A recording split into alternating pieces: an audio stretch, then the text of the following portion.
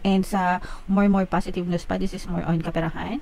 This is parang ito nga yung sinasabi natin na matatamis na biyaya, mga matatamis na blessings mga kapiksi. So pagdating sa larangan ng trabaho, ng kaperahan, unti-unti nyo nang natutupad or nakakamit yung mga rewards na deserve nyo from the universe. Itong mga rewards na to guys, ito ay sipag, bunga ng inyong sipag at syaga mga kapiksi. Dahil sa pagsisikap nyo sa buhay, sa pagiging masipag nyo, masikap, positibo as well guys.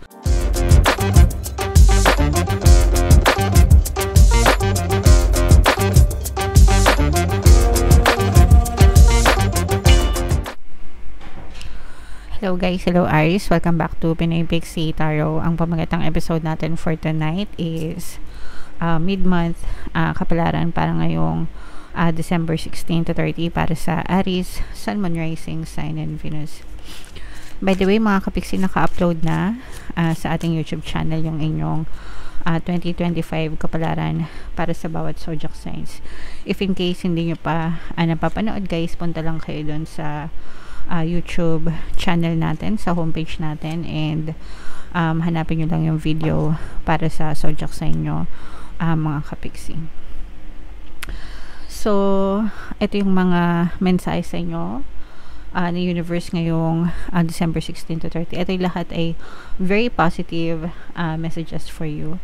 So ito, minder mga kapiksi or meander, sorry hindi ko alam kung paano i-pronounce, pero ibig sabihin nito is to take things or take life slowly mga kapiksi, no? Kumbaga enjoyin lang natin yung buhay, wag tayo masyado magmadali sa mga gusto natin mangyari.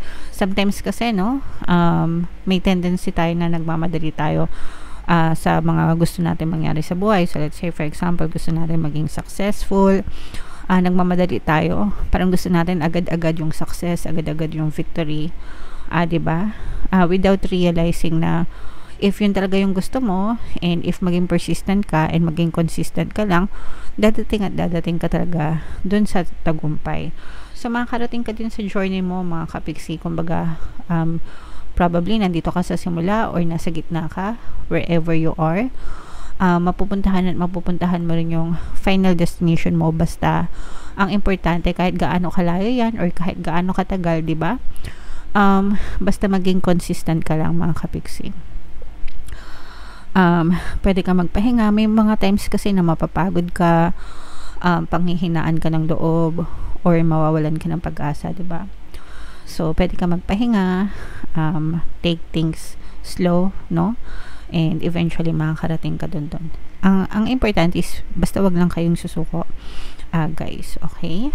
And magplanong mabuti mga kapiksi, no? Gamitin yung isip nyo, planuhin yung mabuti yung mga gusto nyong mangyari, especially itong panahon na to, diba? Patapos na yung 2024, so you have to make plans for your future, for your 2025. Maganda na mag-set ka ng mga long-term goals mo and short-term goals mo, diba? Para magkaroon ka ng progress, malaman mo kung for the good or for the bad yung nangyayari sa buhay mo. So, magplanong mabuti mga kapiksi. And ito naman guys, ito yung matatamis na biyaya. Okay? So, i-mind mo na yan. Ito yung mga matatamis na biyaya, produkto ng iyong mga pagsisikap at pagpupunyagi sa buhay.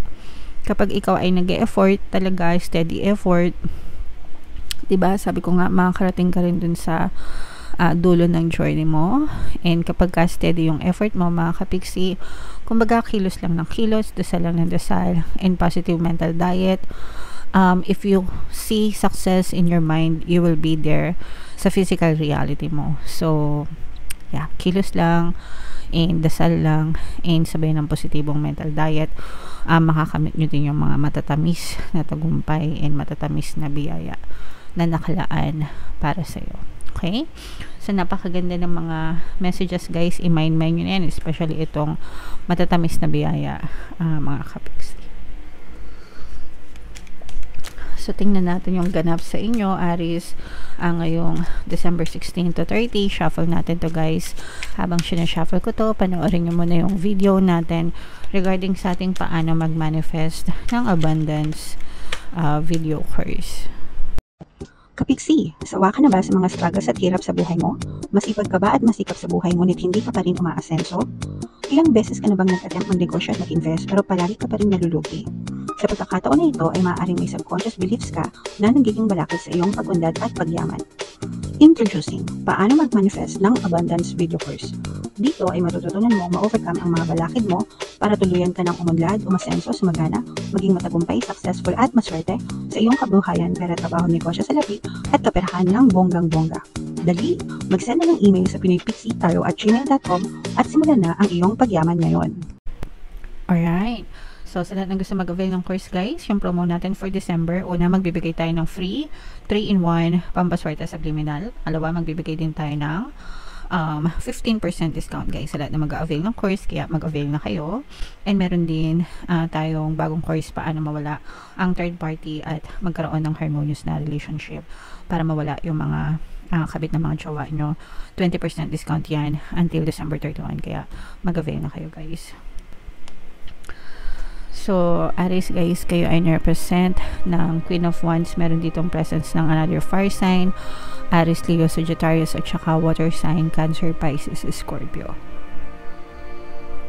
For some of you, pwedeng may ganyan kayo sa inyong natal chart, or you may be dealing with other people na may ganyan sa kanilang natal chart. Ito guys, very positive. Ito, sa mga kapiksin natin na may mga conflict, may mga kaaway, may mga katampuhan, masosolve yung mga issues nyo mga kapiksi, and magtatapos din, kumbaga para mag-e-end yung mga arguments nyo, mag-e-end yung mga tampuhan nyo mga kapiksi. Pwedeng may manghingi ng tawad or pwedeng ibigay ng kusa yung forgiveness sa isa't isa, pero nakikita natin dito na parang nagkakaroon ng realization of truth na mas importante pa rin yung relationship nyo kaysa dun sa mga away nyo or kaysa dun sa mga tampuhan nyo. So merong mga magkakabate mga kapiksi, merong magkakaroon ng mga reconciliation, and merong mga relasyon na pwedeng magsimula ulit mga kapiksi, hindi lang sa romantic relationship guys, even sa mga pamilya or sa friendship. Pasensya na guys kung nahihikab ako kasi yung panahon ngayon, 'di ba, amihan season, sobrang lamig kaya nakakaantok talaga. Kahit nagising naman yung diwa ko, pero ang hapdi ng mata ko. Anyway, ganun no. So parang nakikita natin na talagang may mga relasyon na nafi-fix mga kapiksi. So it's a good thing, hindi lang sa romantic no. Even dun sa mga friends ganyan. So it's a good thing kasi may mga reconciliation for some of you mga kapiksi. Okay? So, i-mind nyo na yun guys sa comment section. And sa more positive news pa, this is more on kaperahan. This is parang eto nga yung sinasabi natin na matatamis na biyaya, mga matatamis na blessings mga kapiksi. So, pagdating sa larangan ng trabaho, ng kaperahan, unti-unti nyo nang natutupad or nakakamit yung mga rewards na deserve nyo from the universe. Itong mga rewards na to guys, ito ay sipag, bunga ng inyong sipag at tiyaga mga kapiksi, dahil sa pagsisikap nyo sa buhay, sa pagiging masipag nyo, masikap, positibo as well guys, at saka mas lalo pa kayo magiging busy, at saka mas lalo pang papasok yung dadami yung pasok ng pera sa inyo. Parang nanganganak guys, parang bless na kayo, i-bless na kayo right now.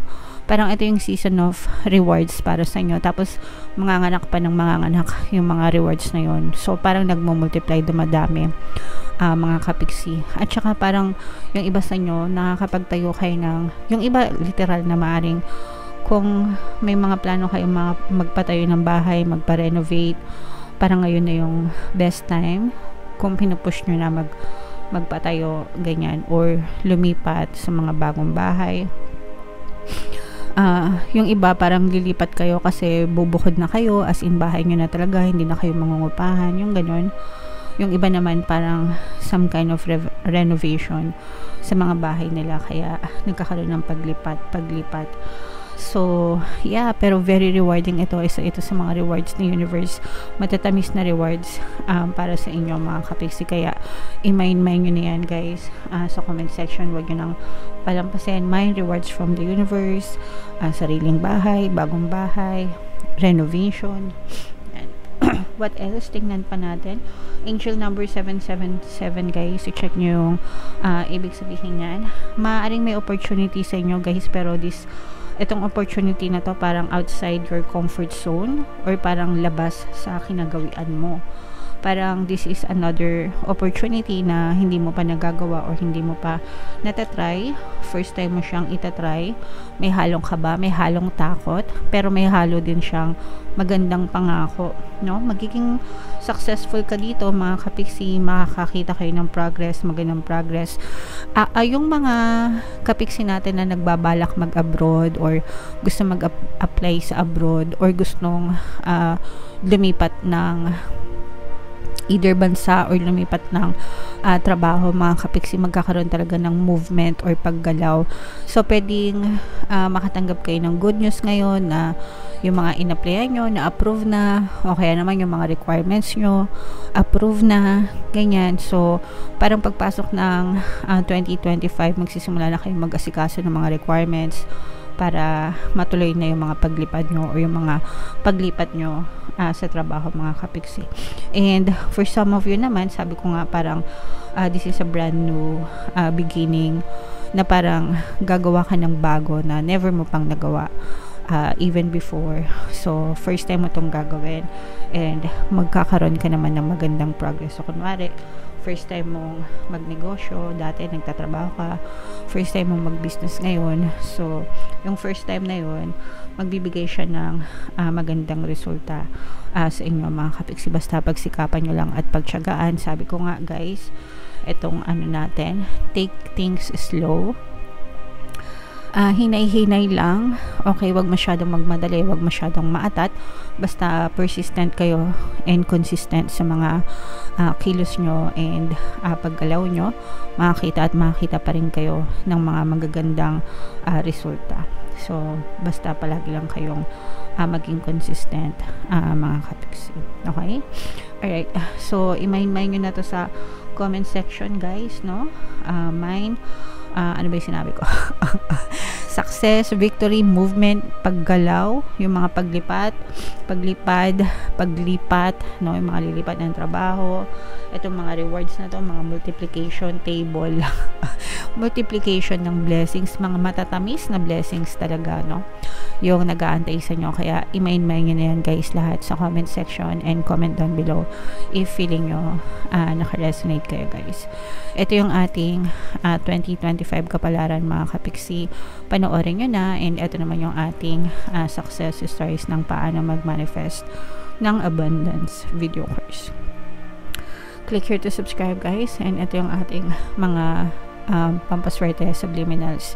Thank you for liking, sharing, and subscribing, and see you again next time. I love you all, mga kapiksi. Have a nice day. Bye-bye.